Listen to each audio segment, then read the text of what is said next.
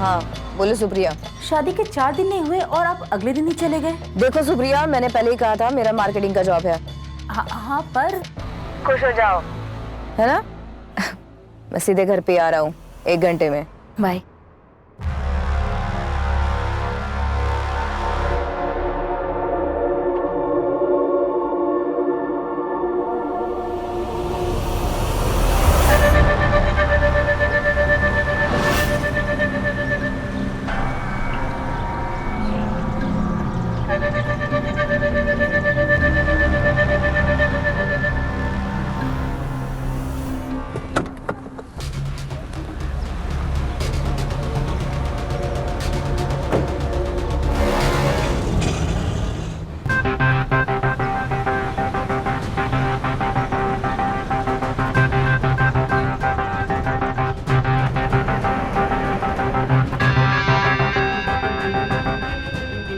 बस भैया रोक दीजिएगा।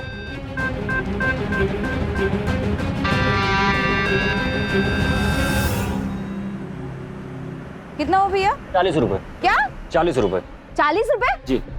भैया मीटर है या रेस का घोड़ा? आपका मीटर खराब है भैया, 20 रुपए से ज्यादा नहीं होता है। मैडम जी मीटर कुछ खराब नहीं है, मीटर एकदम सही है। पागल समझ के रखा है क्या मुझे? क्या पागल समझ रखा है? जितना पैसा हुआ ना मेरा पैसा दो, नहीं मेरे साथ चलो पुलिस चौकी। हाँ? देख रही हैं आप लोग क्या कर रही है? देखो देखो आप। मेरा जितना मीटर है मुझे पूरा पैसा चाहिए। ये लो 50 रुपए, 10 रुपए निकाल। ये लो। राम की कमाई हजम नहीं होगी तुझे। सब कुछ तुम्हें हजम हो जाएगा। जाओ। हाँ ठीक है, बाहर में जाओ।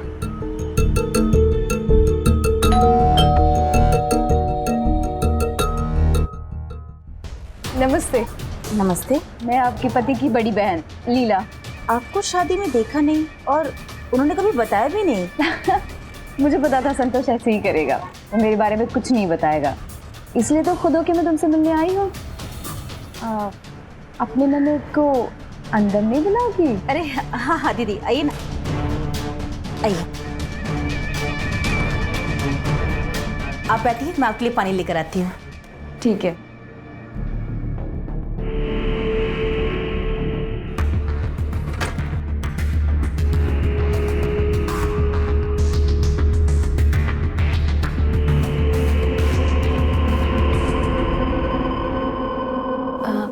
दीदी आपका चेहरा उनसे बहुत मिलता है। आप शादी में आई क्यों नहीं? एक्चुअली मेरी लव मैरिज हुई थी, इसलिए घर वालों ने मुझसे रिश्ता ही तोड़ दिया था, सिवाय संतोष के। तो सोचा शादी का गिफ्ट तुम्हें देने आ जाओ, तो साथ साथ में मुलाकात भी हो जाएगी तुम्हारी। चलो अच्छा किया। पकड़ो 2 मिनट, ये रहा तुम्हारा गिफ्ट। दीदी इसकी क्या जरूरत थी, मैं नहीं ले सकती। अरे बड़े होने के नाते मेरा हक बनता है ये। मैं उनसे पूछे बिना कुछ नहीं ले सकती, माफ कीजिएगा। तो फिर ठीक है, उसे फोन कर लो, पूछ लो। हाँ ये ठीक है, मैं उनको फोन करती हूँ। ठीक है।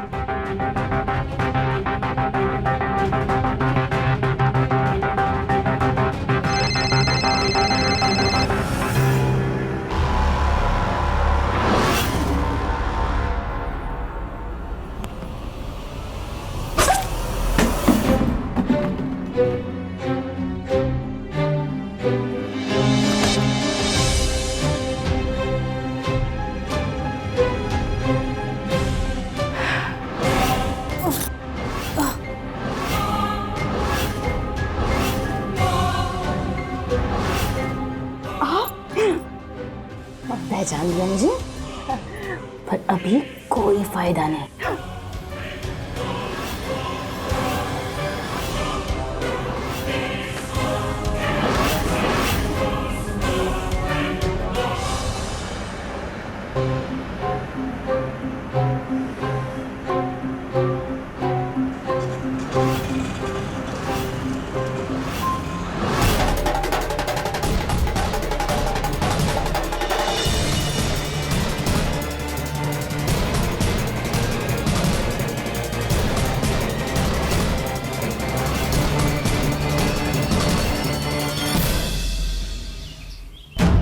कमलेश, कमलेश ये सब करने की क्या जरूरत है? दुल्हन को मारने की क्या जरूरत है? हम दहेज के पैसे और गहने लेकर निकल सकते हैं ना। देख, ये सब करने से हम ज्यादा दिन तक पुलिस से नहीं बच सकते हैं। टेंशन नॉट माँ, पुलिस ने जांच कर ली है और पता है क्या मिला? क्या? सुप्रिया का मर्डर किसी औरत ने किया है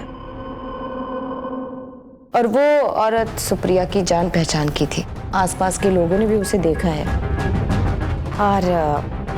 और पति पे शक बिल्कुल भी नहीं।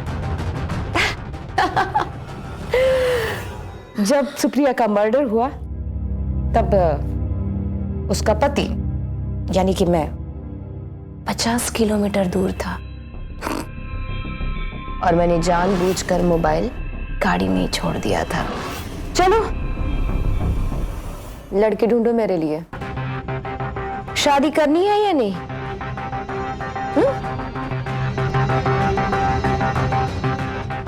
माल। सुप्रिया की शादी को अभी कुछ ही वक्त गुजरा था कि उसके पति ने एक बेहद सोची समझी साजिश के तहत उसकी हत्या कर दी। और इस वारदात का सबसे सनसनीखेज पहलू यह है कि सबको चकमा देने के लिए यह शख्स एक लड़की की पोशाक में लड़की बनकर अपने घर में दाखिल हुआ और फिर खून करके फरार हो गया। क्या वजह है कि इस अपराध को अंजाम देने के लिए इसने इतनी पेचीदा और खतरनाक साजिश बुनी? और हो ना हो यह शख्स अपनी मां के साथ मिलकर किसी बड़ी साजिश का जाल बुन रहा है। कौन होगा इसका अगला शिकार? क्या है यह पूरा माजरा? आइए देखते हैं।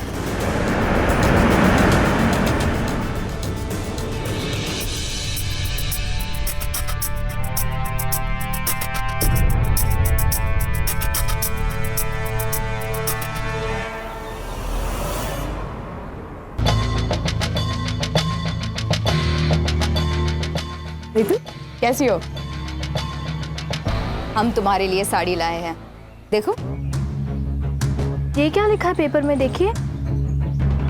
4 दिन पुरानी दुल्हन की एक महिला ने हत्या की और लूटपाट के बाद फरार। अरे ये 2 महीने पहले की स्टोरी है और ऐसे क्राइम तो होते रहते हैं, नहीं? इसमें नया क्या है? तुम साड़ी देखो, कैसी लगी? पर हम भी तो 6 दिन पुरानी दुल्हन है। हमारी शादी को भी तो सिर्फ 6 दिन हुए हैं और आप 4 दिन से टूर पे थे और आज फिर से जा रहे हैं। डोंट वरी, शाम तक लौट आएंगे। आप जा रहे हैं? हम दिन भर अकेले रहेंगे? हाँ, तुम्हारी सेफ्टी के लिए हमारे पास नया तरीका है। तुम ना अपने सारे गहने लॉकर में रख दो ताकि टेंशन ही नहीं है। हमें 1 घंटे में निकलना है, नाश्ता रेडी करो, ठीक है?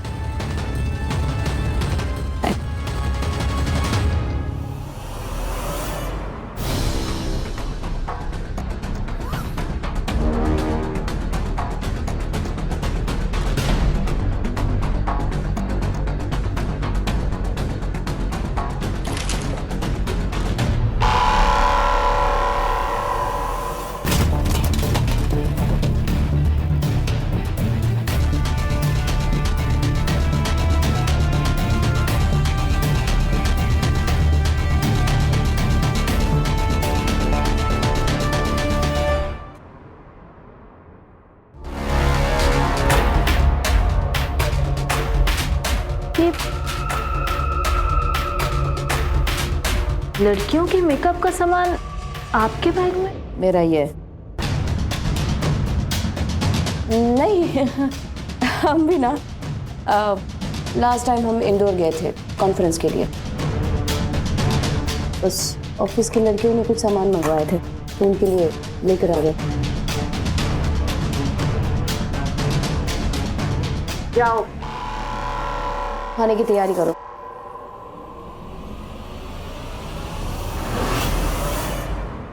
हाँ माँ, ये यही है, नाश्ता कर रहे हैं। बस अभी निकलने ही वाले हैं। लो बात कर लो इनसे। माँ का फोन।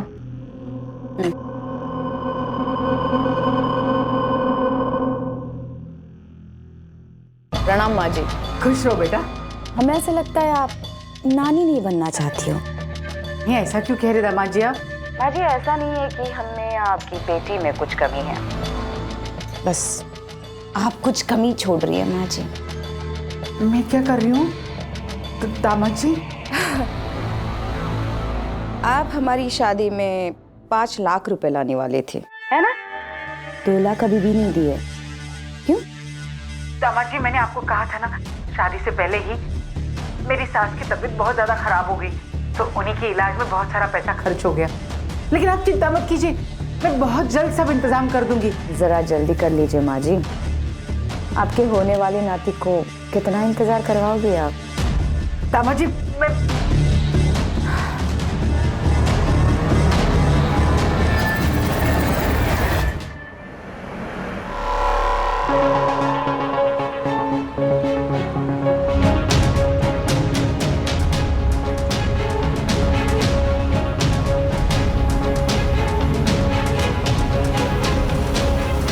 माँ, मुझे बहुत डर लग रहा है, कहीं 2 लाख के चक्कर में ये हमें छोड़ ना दे।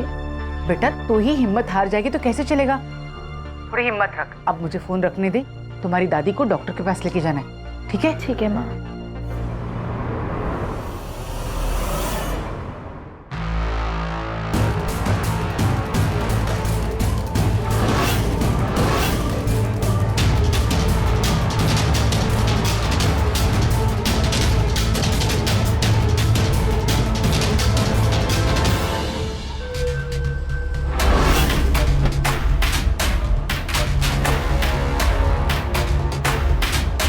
गुड मॉर्निंग कमलेश मैडम जी। अरे आइए, चाय तो पीते जाइए, अभी तो 5 मिनट बाकी है ड्यूटी शुरू होने में। अरे तुम्हें तो नौकरी करने के अलावा दूसरा कोई काम नहीं, तुम बच्चों के स्कूल जाओ, मैं बैंक में हूँ अभी। परेशान करके रखती है। एक्सक्यूज मी मैडम जी, मुझे 2 लाख रुपए की FD करानी है। ओके, 2 मिनट, ये फॉर्म फिलअप करवा दीजिए। मैडम एक पेन देंगे प्लीज? जी।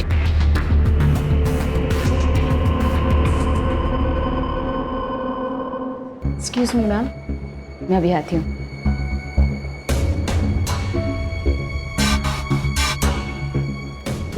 अरे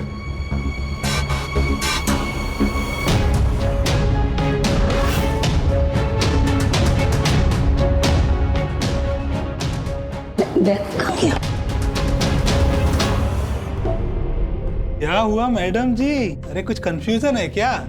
अरे ये तो सरकारी बैंक का बाथरूम है, 100 साल तक ये ऐसा ही रहेगा। मेरा बैग कहाँ है? मैडम इधर मेरा बैग रखा था पैसों का, कहाँ गया? किसने लिया मेरा बैग? कहाँ है मेरा बैग? किसने?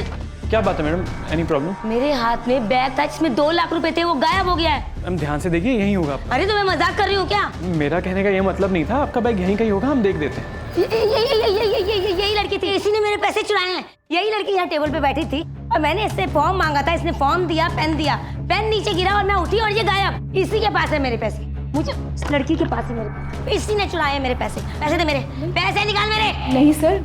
मैम प्लीज, चोरी साबित होने से पहले आप किसी पे इल्जाम नहीं लगा सकते। मुझे 100% श्योर है इसी के पास है पैसे। सर मैंने नहीं चुराया है सर। आपकी तसल्ली के लिए हम पहले इनकी तलाशी ले लेते हैं। अनीता, आप कमलेश की तलाशी लीजिए।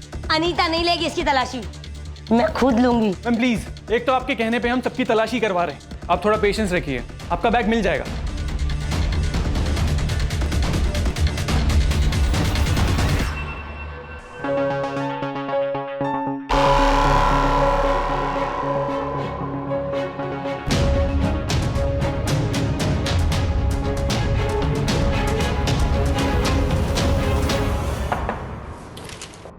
रुक जाओ अनीता, पैसे मिल गए हैं। वो लेडी अपने पैसे वॉशरूम में रख के भूल गई थी। बेटा ये क्या कह रही हो तुम? जब मैं तुम्हारी उम्र की थी तो तुम्हारे पापा मेरे आसपास घूमते थे, और तू कह रही है कि सिर्फ 2 लाख रुपयों के लिए उसने तुझे छुआ भी नहीं? ऐसे जवानी का क्या मतलब है जो अपने पति को रिझा ना सके? माँ ये संतोष बहुत अजीब से है, मुझे कुछ समझ नहीं आ रहा।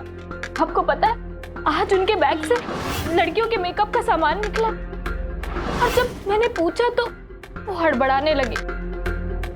हो ना हो माँ, वो जरूर कुछ छुपा रहे हैं, तो ढूंढ लो, क्या छुपा रहे हैं? वो सब तो मैं नहीं जानती माँ, लेकिन आज आज आज मुझे ये फॉर्म मिला, किसी कमलेश के नाम का है, कोई लड़की है, हो ना हो ये फॉर्म उन्हीं के ब्रीफकेस से गिरा है। ये देखो। पास में ही है, चल जाके ढूंढते हैं। चलो। अरे संतोष की गाड़ी तो यहीं खड़ी है। झूठ बोल के गया कि दूसरे शहर जा रहा है, जरूर उस लड़की से मिलने यहाँ आया होगा। चल चल चल चल मेरे साथ, देखते हैं उसे।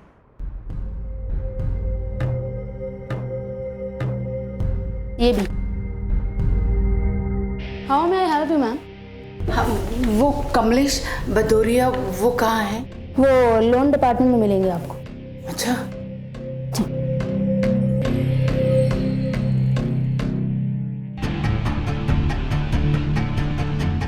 ये वही लड़की है जिसका फोटो इस फॉर्म पर है। संतोष कहाँ है? वो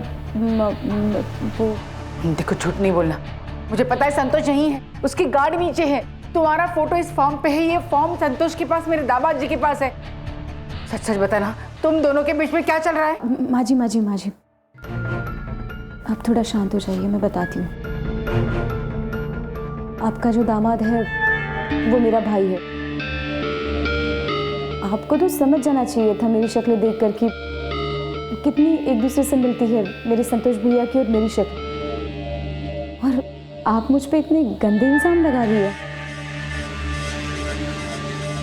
संतोष कहाँ है आप? वो अभी भी बाहर गए हैं, वो उन्हीं की गाड़ी के पास मिलेंगे। अब जाइए जाइए।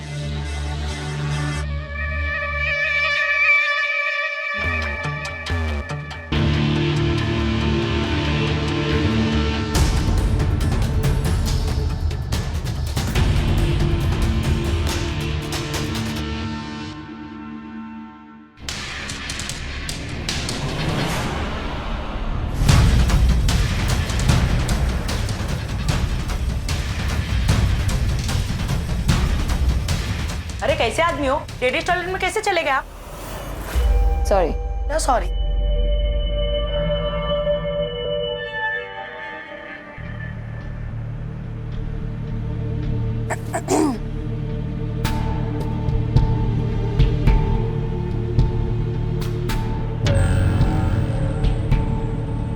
माँ जी, आप लोग यहाँ हैं? सब ठीक तो है ना? अभी कमलेश का फोन आया था मुझे कि आप लोग यहाँ आए हैं, मुझे पूछ रहे थे आप लोग। वो मेरा दिमाग ही घूम गया था, वो हड़बड़ाहट में यहाँ पे चली आई। वो क्या है ना, घर में इसे ये फॉर्म मिला, उस पे ये लड़की का फोटो था और एड्रेस देख के मैं वो उससे मिलने यहाँ आ गई, लेकिन यहाँ के पता चला कि वो तुम्हारी बहन है। हाँ, मार्केटिंग के साथ साथ मैं मेडिकल इंश्योरेंस भी करवाता हूँ, इसलिए यहाँ आया था। पर आपके होठों पे ये लाल लाल क्या लगा हुआ है? अब बीटरूट चुकंदर खा लिया था दोपहर में। हाँ, अब बस उसी का है और कुछ नहीं है।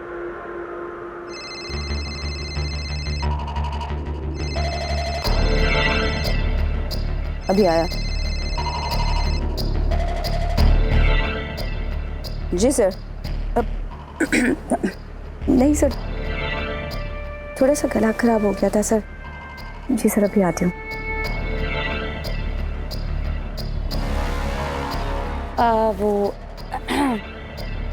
वो भी मैनेजर साहब का फ़ोन आया था। कुछ और लोगों का इंश्योरेंस करवाना है तो मुझे निकलना होगा। हाँ बेटा, जाओ अपना काम करो, जाओ।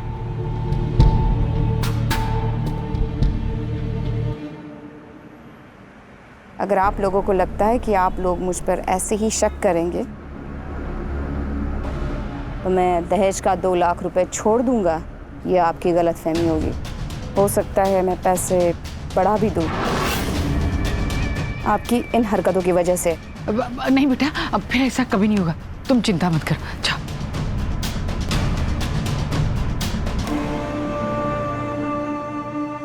सब ठीक होगा। मैडम, अरे ये लेडीज टॉयलेट है। Sorry sorry.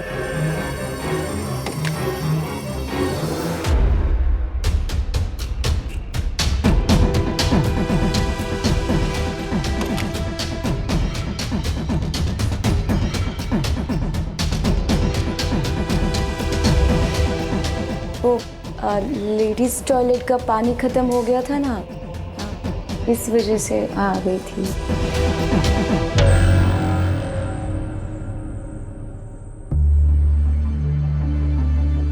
कमलेश, क्या बात है, तुम आजकल बहुत परेशान लग रही हो। नहीं सर, ऐसी कोई बात नहीं है। हमारे ड्यूटी आवर्स खत्म हो चुके हैं और हम ऑफिस के बाहर खड़े हैं, तो तुम मुझे सर की जगह योगेश बोल सकती हो। पता है, 6 महीने से हो तुम इस ऑफिस में और ज़्यादा लोगों से बात करते हुए मैंने तुम्हें देखा नहीं। कुछ लोग तो तुम्हें अकड़ू भी बोलते हैं, लेकिन मैं जानता हूँ तुम्हारी एक सॉफ्ट साइड है। और मैंने अपनी माँ से तुम्हारे बारे में बात की थी, वो तुमसे मिलना चाहती है। मुझे किस लिए? तुम नहीं जानती कि मेरी माँ तुमसे क्यों मिलना चाहती है? देखिए, अब जो भी कुछ सोच रहे हैं वो हो नहीं सकता। क्यों? मैं शादीशुदा हूँ। पर कमलेश, तुम्हें देखकर ऐसा लगता नहीं है। I mean, ना सिंदूर ना मंगलसूत्र। मेरा डिवोर्स हो चुका है।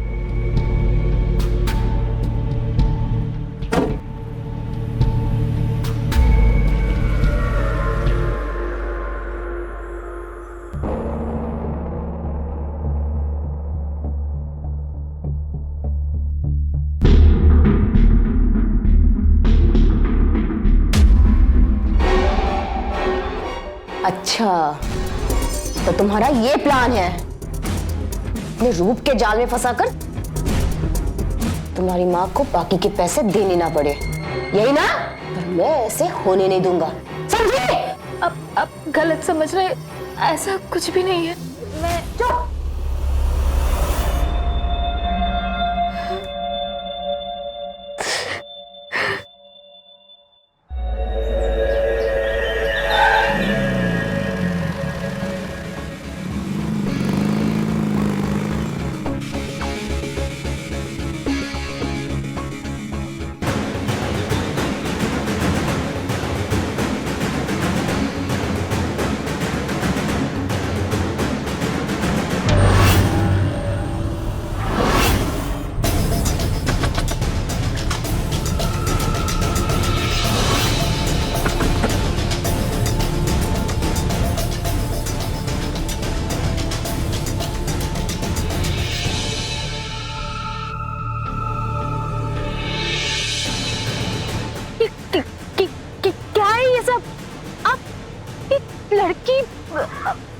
मैं तो आपका पीछा कर रही थी, ये सोच के कि कहीं सच में किसी लड़की के साथ आपको चक्कर तो नहीं है। पर ये सब ये क्यों कर रहे हैं आप? रितु, देखो, ये बात ना सब अपने तक ही रखना प्लीज। पर आप ये सब कर क्यों रहे हैं? क्या है ये सब? देखो रितु, मेरी मजबूरी है। कैसी मजबूरी? मुझे नौकरी की सख्त जरूरत थी और जनसंकल्प बैंक में, तुमने इस बैंक में जो कमलेश को देखा था वो मैं ही हूँ। वो वहाँ पर सिर्फ एक ही वैकेंसी, वो भी लेडीज की खाली थी, इसलिए मुझे कुछ भी करके वो नौकरी चाहिए थी रितु। बस तब से लेकर अब तक मैं ऐसी दोहरी जिंदगी जी रहा हूँ। थक चुका हूँ मैं इस दोहरी जिंदगी से। इसीलिए रितु, मैंने तुम्हें अपने काम को लेकर झूठ बोला। छोड़ दीजिए ना ये नौकरी प्लीज। हाँ रितु, मैं भी वो नौकरी छोड़ना चाहता हूँ, लेकिन पैसों की सख्त जरूरत है। मैं एक बिजनेस शुरू करना चाहता हूँ, इसलिए तो मैंने तुम्हारी माँ को फोन करके पैसे मांगे थे ना। मैं भी इस दोहरी जिंदगी से थक चुका हूँ। मैं अभी माँ को फोन करती हूँ और उनसे कहती हूँ कि वो आपको अभी के अभी पैसे दे, ठीक है?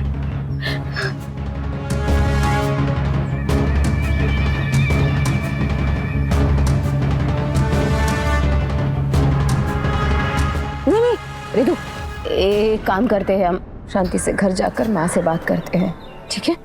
आओ बैठो, घर चल के बात करते हैं। लेकिन आप ऐसे, आप चेंज तो कर लीजिए। नहीं, चलो चलो रितु।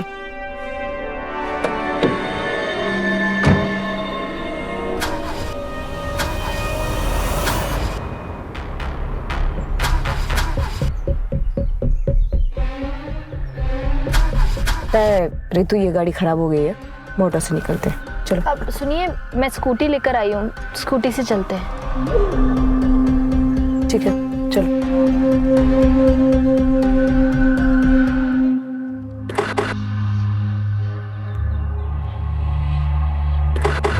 लगता है ये भी गाड़ी खराब हो गई है। आवाज का दिन ही खराब है। ये गाड़ी यही छोड़ते हैं, ऑटो से निकल जाते हैं हम लोग।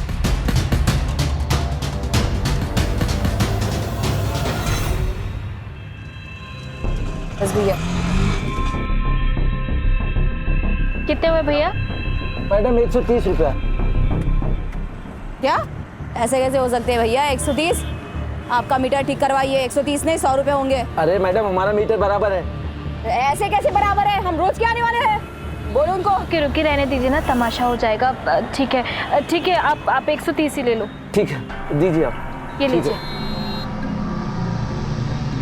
चलिए, आराम का माल डाइजेस्ट नहीं होगा, समझा? चलिए।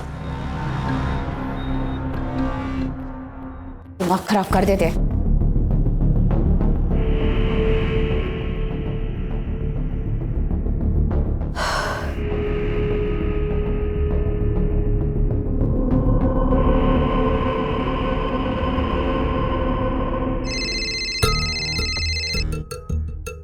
हेलो हेलो माँ। माँ, आप 2 लाख रुपए कब दे सकती हो? क्या हुआ तुझे अचानक? माँ, मुझे अब तुम पर गुस्सा आ रहा है। तुम्हें पता भी है संतोष कितने परेशान है, कितनी मजबूरियों में काम कर रहे हैं। हाँ बेटा, तो बताओ ना।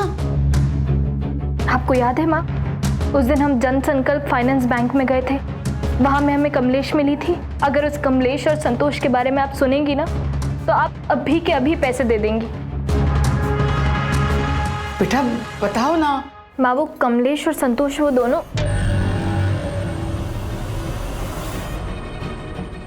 आपको इन सब चीजों के बारे में जानने की कोई जरूरत नहीं है। दामाद जी, बस जल्द से जल्द 2 लाख रुपए का इंतजाम करवा दीजिए। दामाद जी सुनिए ना।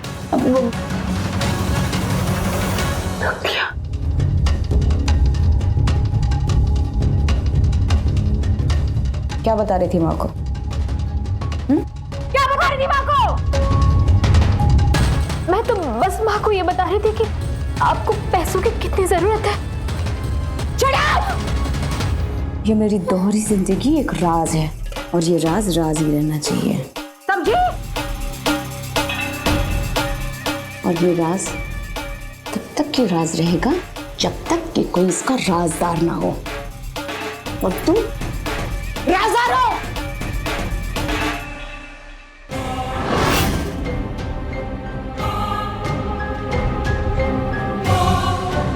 ये क्या कर रहे हैं आप?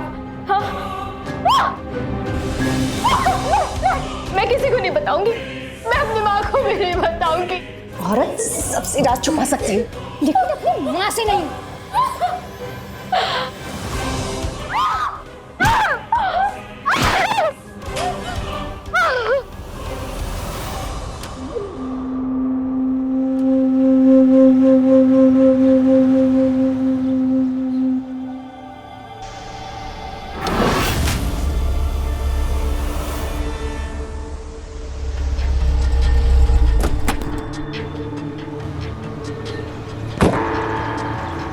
अरे कमलेश मैडम, सुबह से आप कहाँ हैं? मैनेजर साहब आपको ढूंढ रहे हैं, जाइए। आ गई। आओ कमलेश, हम तुम्हारा इंतजार कर रहे थे। इनसे मिलिए।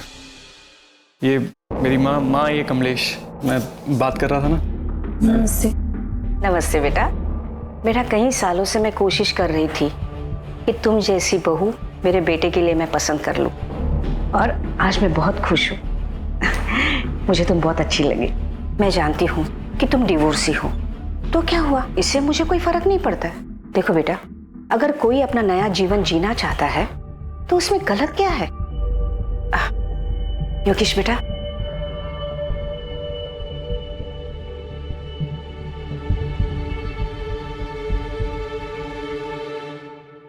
ये शगुन है।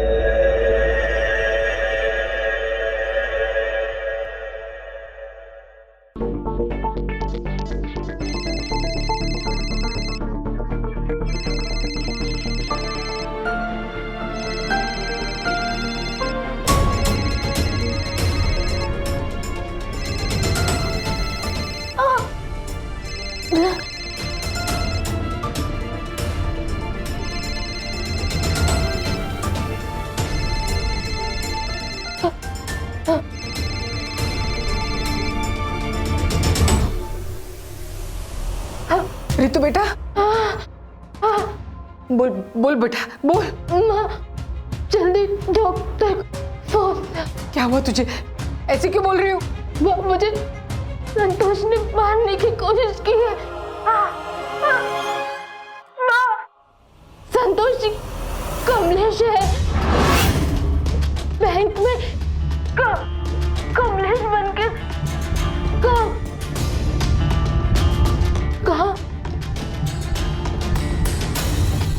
हाँ बेटा, अभी आती हूँ।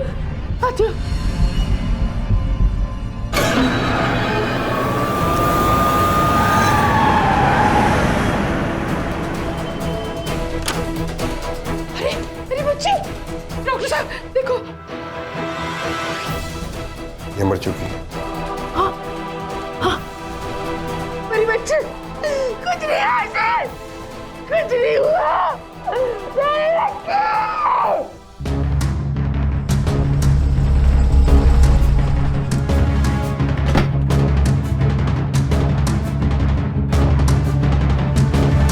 बोल रही थी फाइट भी तो दिखाना जरूरी था। ये देखिए, किसी ने मेरी बेटी को मारा है। मेरी बेटी को मार कर तुम बच जाओगे? छोड़ोगी नहीं मैं तुझे। आप लोगों को यकीन नहीं हो रहा ना, ये औरत ने ये मर्द है मर्द, और इसी रात को छुपाने के लिए इसने मेरी बेटी को मार डाला। आपको यकीन नहीं आ रहा? आपको बताती हूँ, ये देखिए। अरे आप लोग देखिए ना, हो क्या रहा है? रुकिए नहीं, छोड़िए नहीं। मैडम एक मिनट शांत हो जाइए आप। तुम ठीक हो? देखिए, इनको शक है कि इनकी बेटी के मर्डर में उसके पति संतोष का हाथ है, और इनका कहना है कि ये औरत नहीं मर्द है, इनका दामाद संतोष। क्या बात कर रहे हैं इंस्पेक्टर साहब आप? ये एक औरत है और ये एक सरकारी फाइनेंस का ऑफिस है। यहाँ पे हर किसी की ज्वाइनिंग से पहले डॉक्यूमेंट्स चाहिए होते हैं और उन डॉक्यूमेंट्स की वेरिफिकेशन होती है अच्छे से। डॉक्यूमेंट फर्जी भी तो हो सकते हैं। देखिए, अब इस सच को जानने का सिर्फ एक ही रास्ता है, इनकी मेडिकल जांच होगी।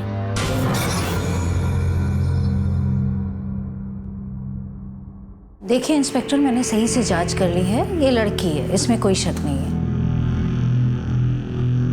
नहीं, कुछ तो गड़बड़ है। किसी ने मेरी बेटी को मारा है। उसने मुझे खुद फोन पे बताया था कि ये लड़की नहीं लड़का है।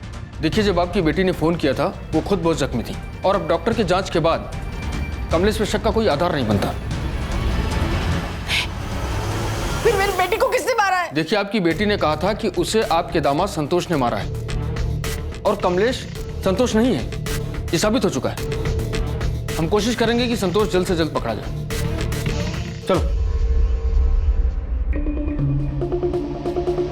वर्मा, इस लड़की कमलेश पर नजर रखो। संतोष इसका भाई है, वो कभी न कभी इससे मिलने जरूर आएगा। Yes sir.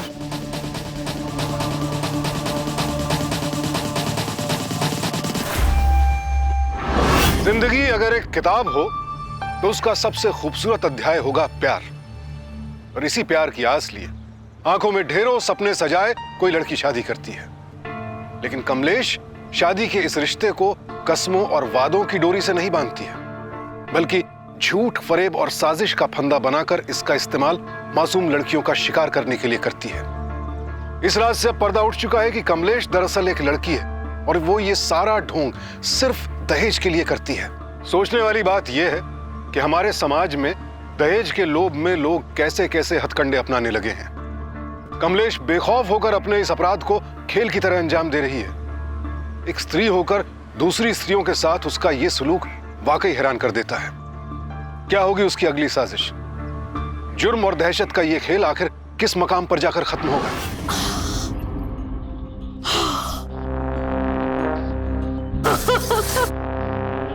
बस 8-10 शादी और उसके बाद पूरी अलमारी गहने और पैसों से भर जाएगी।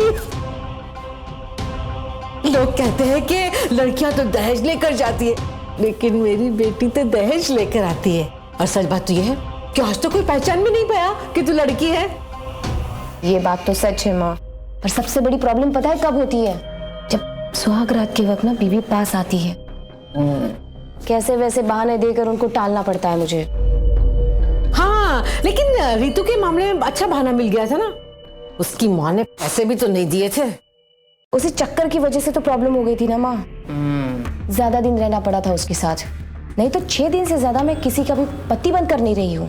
अब एक काम करते हैं, अब थोड़े दिन शांत होकर बैठ जाते हैं।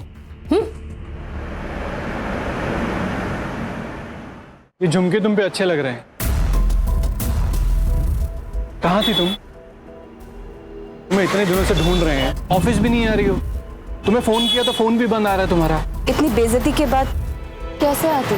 तुम्हें पता तुम्हें कहाँ का नहीं ढूंढा हमने?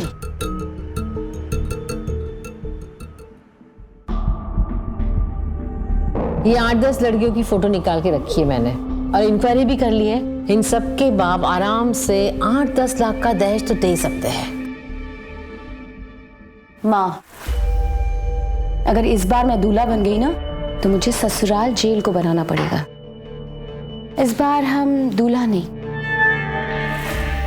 हम दुल्हन बनेंगे। पगली, तो हमें दहेज देना पड़ेगा। नहीं माँ, दहेज नहीं देना पड़ेगा। चल क्या रहा है तेरे दिमाग में? माँ देखो, 5 पत्नियां मारने से अच्छा एक पति मर जाए।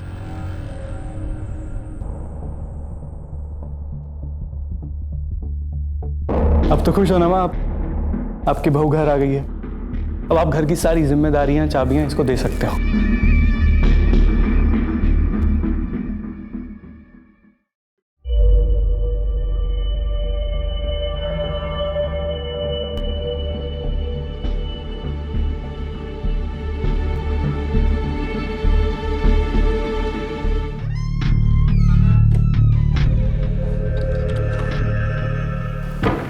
कौन? योगेश! चुप चुप योगेश! मैं पुलिस को फोन करूं। खबरदार, अगर पुलिस को फोन किया ना तो तेरी माँ को और तेरी बीवी को मार डालूंगा। नहीं। जा बेडरूम में जाकर देख ले तेरी बीवी है क्या। तेरी बीवी मेरे कब्जे में है। कमलेश,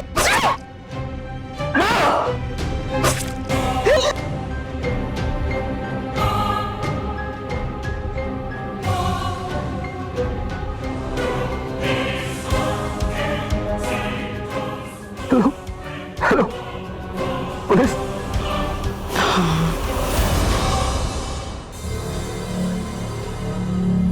माँ, इसमें पूरे पैसे हैं और गहने हैं, आप घर पे संभाल कर ले जाइएगा।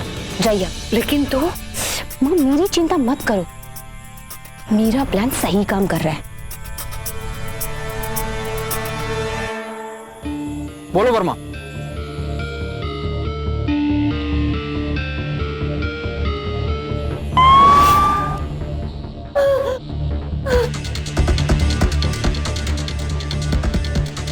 मैडम उठाइए नहीं, बोलिए।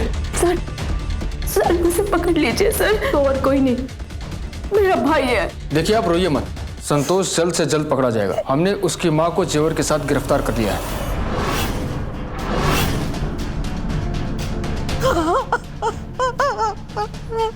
एक मिनट।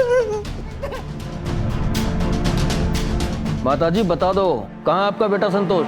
देखो, योगेश के घर से जो जेवर गायब हुए वो तो आपके पास से बरामद हुई। एक बात तो साफ है कि आप अपने बेटे से मिली हुई हैं। ऐसा करो, इनकी और खातिरदारी करो। मैं बताती हूँ वो कहाँ है। कहाँ है वो? ये मैं हूं आपके सामने। मैं ही लड़का बनकर शादी करती थी। क्या?